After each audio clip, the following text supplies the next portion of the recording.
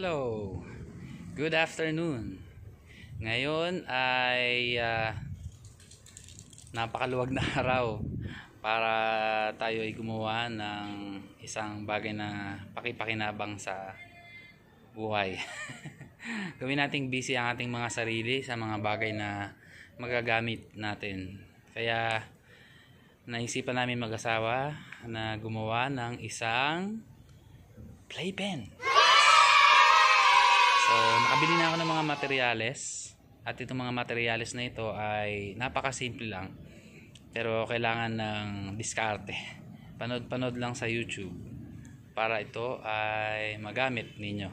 I'm sure sa mga tatay dyan, mga future tatay at mga tatay na ay magagamit nyo itong bagay na to. Tara, sundan natin.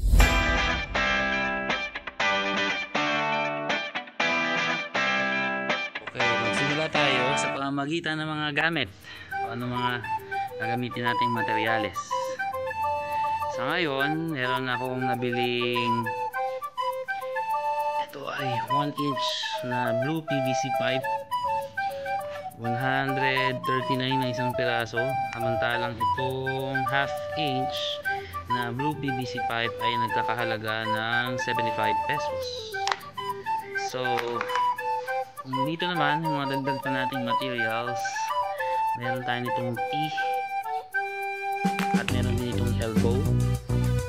Gamitin natin yan para sa mga endings. Yan tayo magdudugtong. So ito naman, kumuha na rin ako ng screw. So sa napanood kong YouTube video, 1 inch yung hinihingi niya, pero this one is just 3/4. Hindi naman siguro kailangan ng ano, kasi ito rin yung gagamitin na pandugtong para maging tibay siya. Gagawin natin, siyempre dapat naka-prepare lahat ng materials. Ito, marami yan. 8 pirasong elbow at 10 piraso nito. Ang may papaliwanag ko na ng bakit ganun marami, kasi yun yung mga magiging foundation nito, kaya kailangan malaki. Samantalang itong mga mas maliliit na half inch ay siya yung mga magiging harang sa mismong playpen. Ano mga gamit yung kailangan natin. Sa ngayon, ito lang muna yung hawak ko. Kailangan natin ng grinder. Meron kasi akong ayusin mamaya na i-prepare. At meron din ako nitong drill. Ito ay mga hiram lang. Salamat kay Sir Lloyd sa pagpapahiram sa akin itong mga to. And then I have this, ang tawag na dito ay spade dervit. I'm not sure sa pagkaka-pronounce. Dito kasi may gagawin diskarte dahil masyado siyang malaki.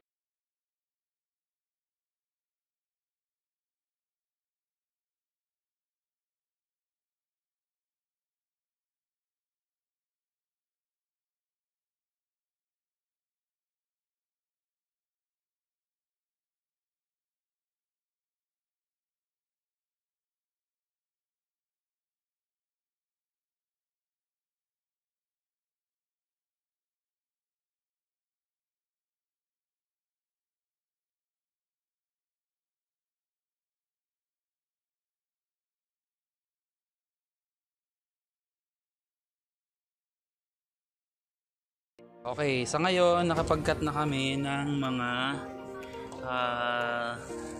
yung pahalang niya. Wala pa kami ng mga yung mismong kapal niya. Pero yung mga pipe namin na naka-ready na, cut na kami dito. Gumamit kami ng grinder para mabilis ang cut. Mabilis naman so far.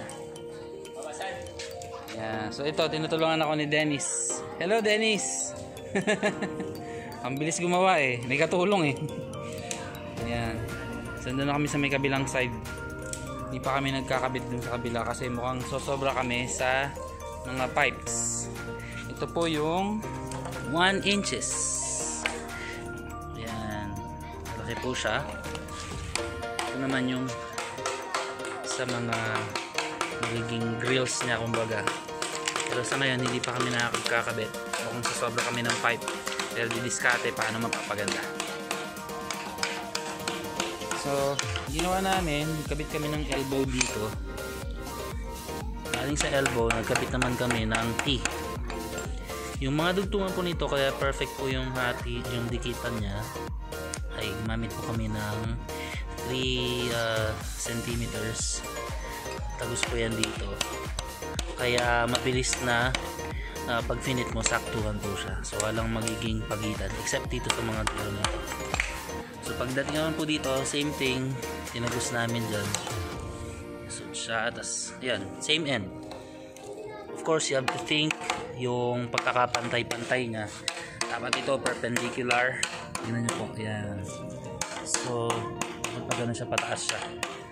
And then nung nagawa na namin to, gumagawa naman kami ng pangalawang side sa upper side naman.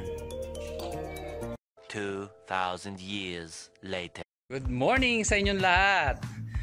Kagabi hindi kami nakatapos kasi sa sobrang late na rin. Marami naman tayong time kaya ngayon kami magtutuloy ng aming gagawin. Pero busy yung aking kasama ngayon kaya more likely ako lang muna. Anyway, so kahapon kasi medyo kinulang din sa materyales, kinulang ng konting 1 inch na PVC pipe. So bumili ako ulit ng isa pang piraso para malagyan naman ng height. So yun. So ito, bumili ako ng isang piraso pa. Ito, nagsimula na kami mag-assemble. Mamaya sisimulan naman namin ikabit yung mga pinaka-grills nya. Mas maliliit yon at naka-ready na yung mga pambutas natin, kaya mas mabilis na silang magagawa once na nakakabit na lahat ng mga.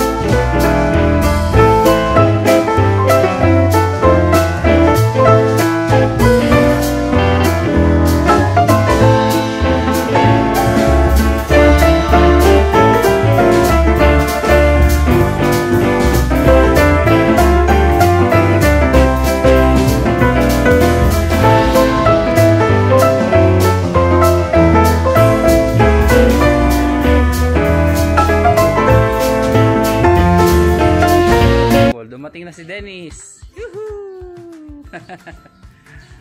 Alam ko busy siya kanina eh. So nakabuo na kami ng main frame. Sa ngayon hindi pa ako nagkakabit ng kahit anong screw. For the meantime, para lang ma-picture out na kung anong gagawin namin. Now, isa pang ginawa namin dito ay nag-sukat na kami sa bawat dulo nito. Tingnan natin kung ano yung mga sukat na yan. Ayan, may makikita kayong mga sukat na. Diyan po tayo magbubutas gamit yung ating special na ano tawag doon, derbit. Yun yata yung term nila. Para make sure na lalapat siya. Yan, isa naman po ng sukat yan. Okay. So, tara. Tuloy pa.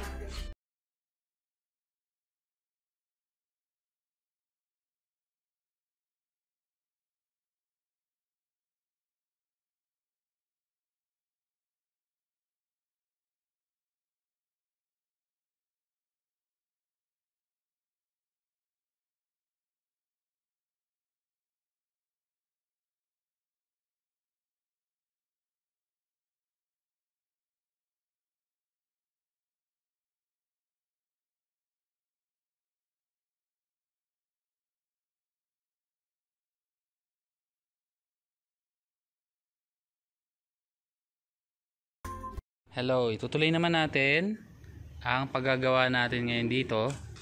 Para ma-achieve natin yung malinis na gawa, gagamit tayo ng cutter. Kasi once na nabutas nyo sila, hello, may bisita pala ako. Meron tayong mga, ayan, may mga dumi-dumi siya.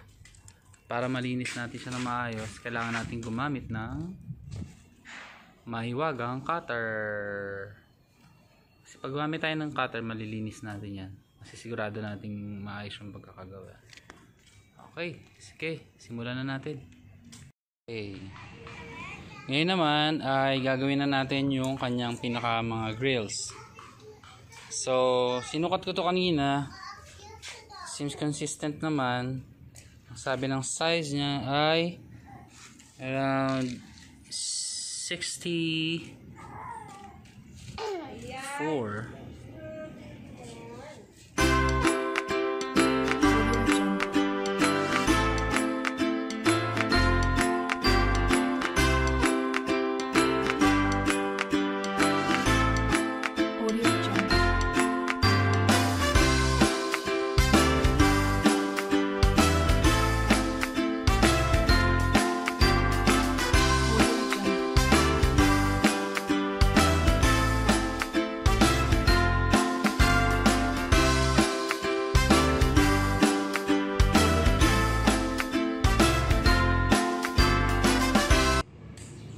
Here's a sample ng mga gagamitin nating grills.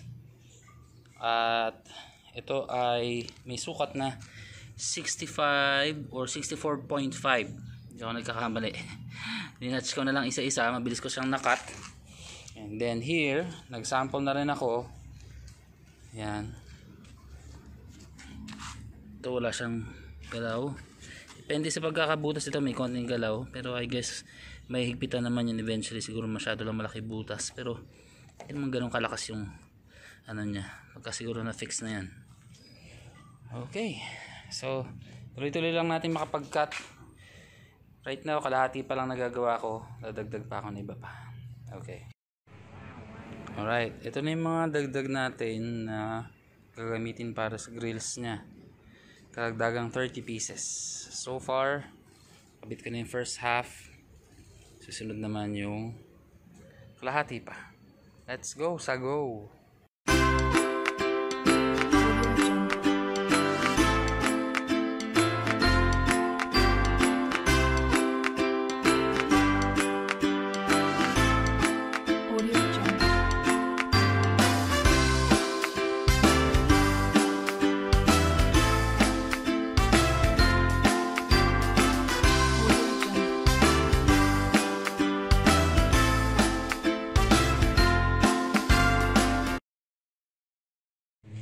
Here we go! Ito na po siya. Ito na yung pinaka finished product. Kasya po ang dalawang single bed dyan or isang king size. Not sure. Pero ganun po yung size niyan. So hindi pa po